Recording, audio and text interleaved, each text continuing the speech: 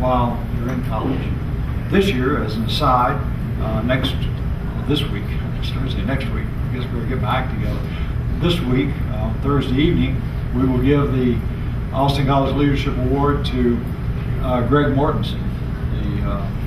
His story is told in 3 Cups of Tea, and a great a man who has tremendous passion for children, particularly in Pakistan and Afghanistan, and has done great there. And he will be on campus Thursday morning and speaking to our students, and then Thursday evening he'll be here in Dallas to receive the award. Role modeling is very important in higher education, or in education as a whole. Having students to be able to see people who are successful and how they've moved into the area of success. Another publication that caught my eye as I was preparing this talk was one called The Cost Project. It's published by the Association of Governing Boards, and it notes that the changing demographics, creates competition for students and resources, and in the rapidly evolving financial structures. These are putting tremendous pressure on the physical stress of institutions. It will affect all of our institutions in different ways, but the changing demographics of the state of Texas will require all of us to assess our academic, our social, our physical structures to make sure that we can effectively serve these students. ACE, the American Council of Education, published a work recently called The Dynamic Nature of Knowledge, Future Challenges and Opportunities for Colleges and Universities. And in that, they listed 5 key issues that we face in education today. 1, education will need to focus on helping students develop the ability, and I thought this was interesting because I had not heard one of these words for a long time, focus on the ability to sort, decipher. Decipher is one of the words that I've not heard used in this setting in a long time. Connect, order, and understand information to create knowledge. And I'm going to read that again because I think that's an important statement. That the focus on helping students develop the ability to sort, decipher, connect, order, and understand information in order to create knowledge. And that's really what happens on a campus of education, is you're creating knowledge. You're teaching knowledge, but you're also creating it. A second point that was made was that the curricula will need to be balanced. The needed knowledge and the increasingly rapid pace at which knowledge is created and evolves. Curricula might best be thought of as institution-wide, ongoing conversation about which knowledge is important and why. And that's another very interesting point to me, that in a college or university or whatever setting you are in education, that one of the ways to build a curriculum and to build a base core of knowledge is really built around these conversations that are continually taking place between or among the various people involved in administering and developing the curriculum. Another question that's asked in this publication is, how can campuses move beyond or reframe the skills versus content? Skills versus content teaching debates that take place. And another point that was made, and this one is, I think, going to hit all of you and people on my campus as well, and that is the role of the professor will change possibly in ways that are both comfortable and uncomfortable.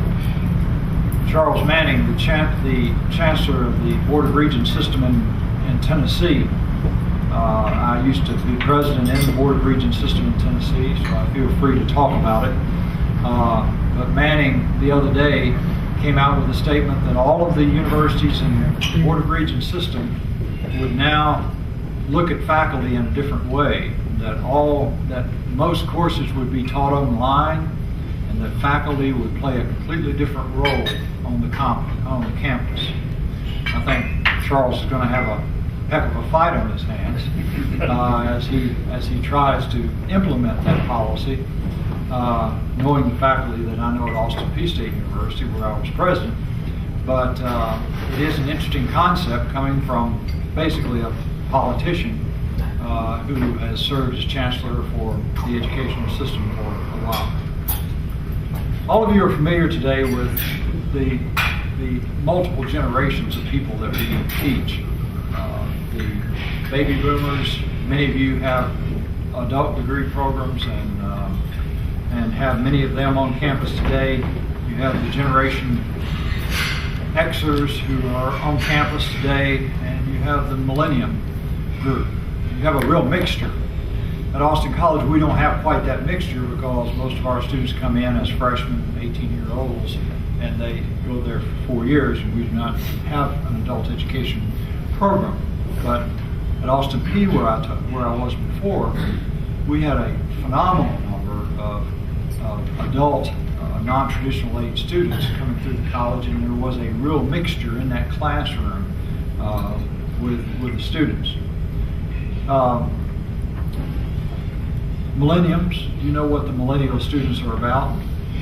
Neil Howe, who wrote Millennials Go to College, defines them and says, in general, these students are from families that are more affluent, have a higher level of education, and are more ethnically diverse. One of the other points that he makes, and you do not have to be told this, nor do I, that the parent factor plays a major role with the millennial students. Parents they feel like they have to be there at all times. I had an interesting experience with a parent coming to the office the other day with her youngster, and the student was having had a problem that they were trying to face. Fortunately, I don't have too many come to my office. This parent came, and it was quite obvious she was very, very angry at me, the world, her daughter, and whoever else was close by. And so we walked into the office, and they sat down on the couch, and I asked the young lady, the daughter, I said, what is your problem? And her mother immediately jumped in and started telling me, and I said, we have to stop just a minute. I said, when I meet with a student and a parent, the student does the talking, the parent does the listening. She looked at me real hard, and I said, no disrespect for you at all. I'm very interested in your point of view, but I deal with students. And that's the way you teach students responsibilities. They have to deal with this. They have to be dealt with that way, and that's the only way I'll deal with it, is if the student tells me. She gradually, her face got back into shape, and she became all right. But the point was, and I made the point very clearly to her from the very beginning, that I was there to work with the student. And the student and I worked out the problem. The mother didn't like the solution that we worked out, but we worked through the problem, and we sorted it out, and it was all over. When it was all over and the mother was leaving, I said, I hope you understand my philosophy of dealing with issues, that I deal with students, I don't deal with parents, but I said, I do respect your opinion, and I know that you're quite upset with this, so we'll let your daughter work this through and take care of this. It worked out all right. She left, and the daughter got her problem solved. I wasn't able to solve it, but there were other people on campus who could. As we look at diversity, the 6 things that I think are important in diversity that we need to be conscious of are economic diversity, and sometimes we forget that students come from real different economic backgrounds.